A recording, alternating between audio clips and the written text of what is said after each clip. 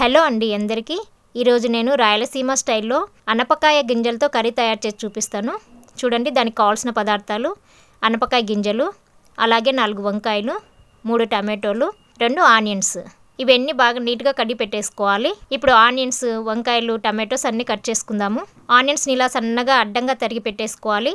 అలాగే వంకాయలని ఇలా కట్ చేసి ఉప్పు వేసిన నీళ్ళలో వేసి పెట్టుకోవాలి. ఎందుకంటే మనం వంకాయలు కట్ చేయగానే అవి నల్లగా మారిపోతాయి. మనం కర్రీ తయారు చేసేటప్పుడు అవి కొంచెం నసరెక్కుతాయి, అంటే కొంచెం చేదులాగా ఉంటుంది. అందుకని ఉప్పు నీళ్ళలో వేసుకోవాలి మనం కట్ చేయగానే. చూడండి, ఇలా ఉప్పు నీళ్ళలో వేసుకోవాలి. నెక్స్ట్ వచ్చేసి టమాటోస్ కట్ చేసుకుందాము.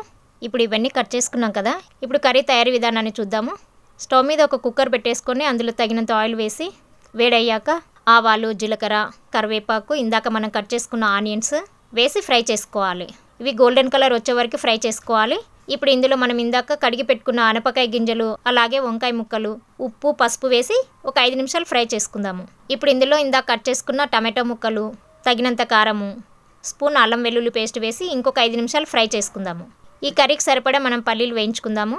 ఇప్పుడు పల్లీలు వేగిపోయాయి కదా, ఇవి చల్లారాక పౌడర్ చేసుకుందాము. చూడండి, ఇది కూడా ఆల్మోస్ట్ ఫ్రై అయిపోయింది. ఇందులో ఒక 2 గ్లాసులు నీళ్లు పోసి కొంచెం సేపు ఉడికించుకోవాలి. కొంచెం ఇది ఎసరు మరలుతుంది కదా, ఇందులో తగినంత ధనియాల పొడి, అలాగే మనం ఇందాక పల్లీలు పౌడర్ చేసి పెట్టుకున్నాం కదా, అది కూడా వేసి కలిపేసి కొంచెం కొత్తిమీర కూడా వేసి మూత పెట్టి 2 విజిల్స్ వచ్చే వరకు ఉడికించుకుందాము. చూడండి ఎంత కలర్ఫుల్గా ఉందో కర్రీ. ఈ కర్రీ అన్నంలోకి, జొన్న రొట్టెలోకి, చపాతీలోకి ఏ దాంట్లోకైనా సూటబుల్గా ఉంటుందండి. చాలా బాగుంటుంది టేస్ట్. మీరు కూడా ఒకసారి ట్రై చేసి చూడండి, టేస్ట్ చాలా బాగుంటుంది.